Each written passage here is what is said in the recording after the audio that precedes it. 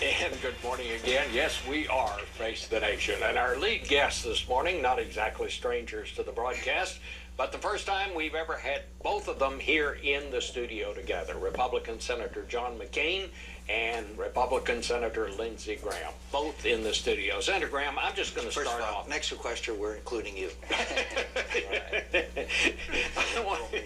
I want to start off, Senator Graham, with something, part of that speech you said on the Senate floor, because it seemed to really kind of sum up the week that Washington just went through. To me, this is pathetic leadership by the commander-in-chief. This is an abandonment of the Republican Party's belief in peace through strength. This is the low point in my time in the United States Congress. And Bill Kristol, who is the editor of the Weekly Standard, kind of the voice of establishment Republicans, he said the Republicans have now, quote, his words, not mine, joined the president on the road to irresponsibility. He says history will judge both your Republican Party and the president harshly, saying they were weighed in the balance and found wanting. So where do you go from here, Senator McCain? Well, first of all, Bill Kristol is right, and the fact is that we have now reached a point where if you believe our military leaders, and if there's anybody that's credible in America today, it is our military leaders, where we will not have the proper training, readiness, equipment in order to defend our national security issues and requirements. The centrifuges in Tehran are spinning. North Koreans are testing nuclear weapons. The Mideast is in period of varying degrees of upheaval. Al-Qaeda is spreading. So we're going to cut back on the training and readiness and capabilities of the men and women who are serving. We have an all-volunteer force. They deserve better. And to my Republican friends as well as my Democrat friends, if you think that's the right way to go, then you don't know what's going on in the world. And this sequester, it requires the president to lead and for us to sit down. If he will stop going out and running campaign events and bashing Republicans and coming back to Washington, why not take a day and invite us all over and work this out? Because American national security is at risk. I can find billions in cuts, the defense spending that are absolutely necessary and appropriate. Not this way. Not when our Chief of Staff of the Army says that he's not going to be able to replace those who are fighting in Afghanistan with qualified and trained people. So what do Republicans need to do, Senator Graham? Well, I think we need to get off the sequestration highway. Two-thirds of the federal government is exempt from sequestration. The thing that bothers me the most is that we had this construct that you would try to cut $1.2 trillion over a decade, and if you fail, the penalty clause would be to take $600 billion out of defense, $600 billion out of non-defense, but you'd exempt two-thirds of the government. So we've already cut $489 billion out of defense, so the way forward is a big deal. This is an opportunity for Congress to look at getting off the road to becoming Greece. So what I would like to see happen is that the president and Republicans and Democrats re-engage where they left off with the Boehner. That we as Republicans put $600 billion, somewhere in that neighborhood, of new revenue on the table by flattening the tax code, eliminating deductions and exemptions, take that money to pay down debt, lower rates, and we go to where the real money is over time, entitlement reform to save us from becoming Greece, and find a substitute for sequestration in a big deal, not a small deal. Do you all feel that your party is somehow being held hostage? The president has talked about kind of a common sense caucus, and we hear reports this morning that he started calling some Republicans to see what can be done.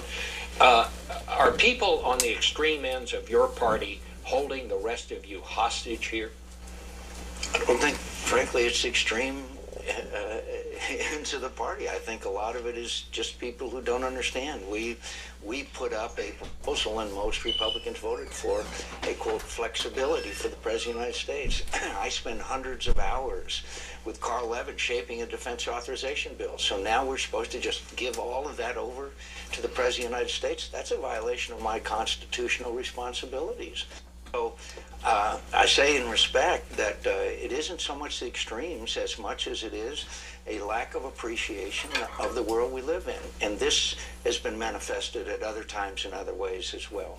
Have you all been called by the president? We hear from his people this morning that, yes, he is starting to call Republicans. And I guess that's kind of the state of where we are when it's news that we hear the president has called members of the other party. Well, we met with the president about immigration. We talked a little bit about sequestration, a little bit about Benghazi. And it's good to talk.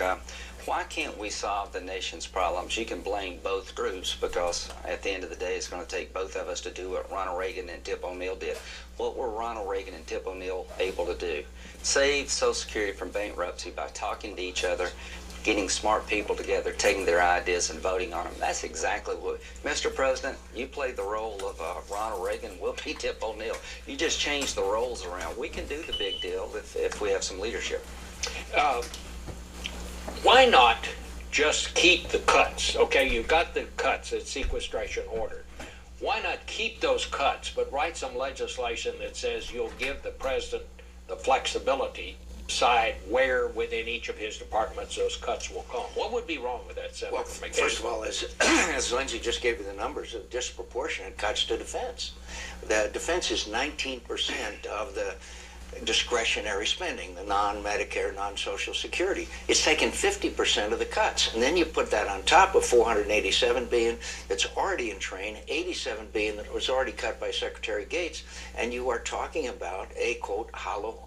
If you deprive the military of the ability to train, the ability to have flight hours for our pilots and air crews, the ability of our people to have the right kind of equipment with, then you are putting us in danger, in my view. But wouldn't that be a way to start, though? I mean, because you could say, okay, you got to cut X number of dollars out of defense, but I'm going to let you, Mr. President, you, Secretary of Defense, decide where those cuts come. And you could keep the spending, the money that goes for training and those critical things, and cut military bands or something like that. Well, go ahead. I'll let Lindsey go ahead. But the fact is, we spend 3 weeks on the floor of the Senate, hundreds of amendments, hours and hours of debate, shaping a defense authorization bill, which authorizes the president how to train, equip, and man the military of the United States of America. So we're supposed to just say, forget all that. You do whatever you want, Mr. President. That isn't the way the Constitution dictates that we behave. Here's why it won't work. We're taking $45 billion a year out of the Defense Department over the next decade.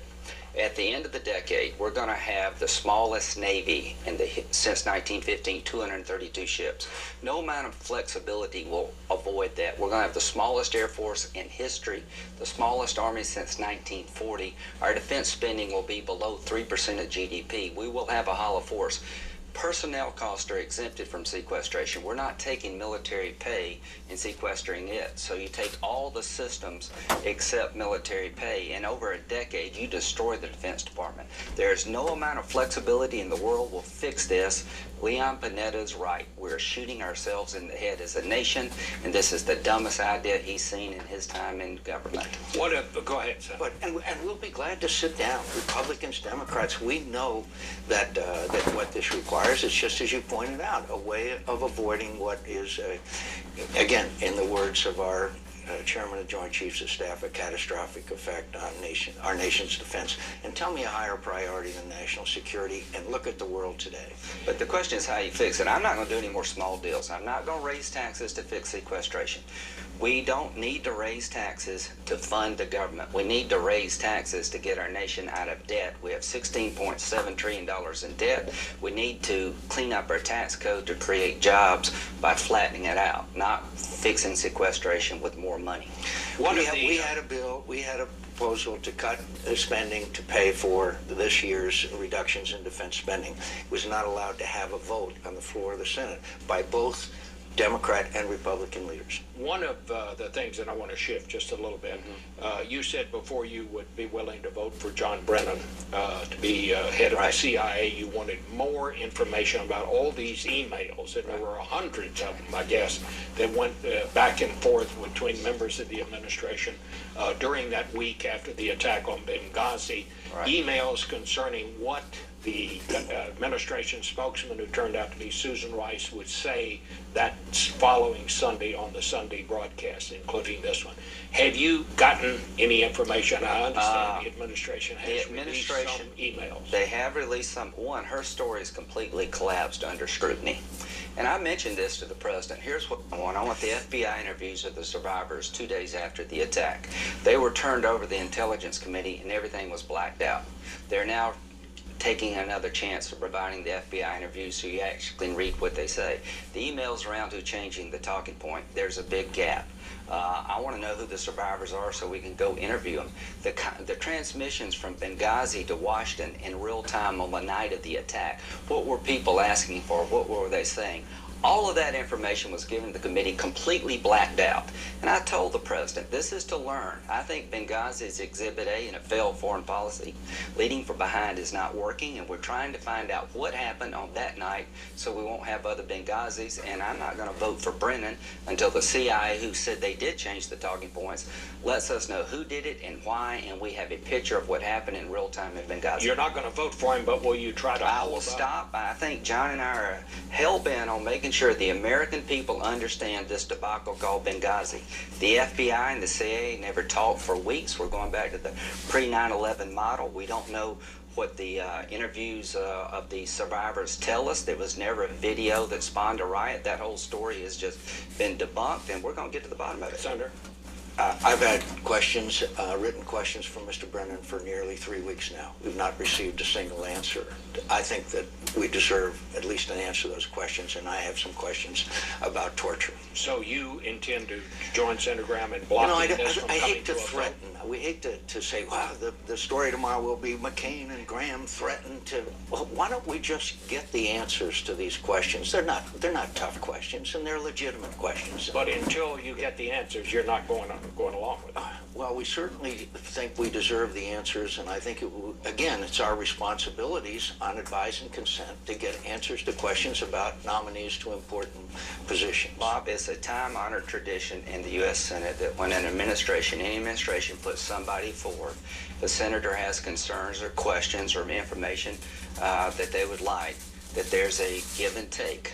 And I'm going to insist on that time on. I'm not going to vote on a new CIA director until I find out what the CIA did in Benghazi. All right, gentlemen, it's always a pleasure to have you. 60,000 dead in Syria, and we still haven't acted. Thank you.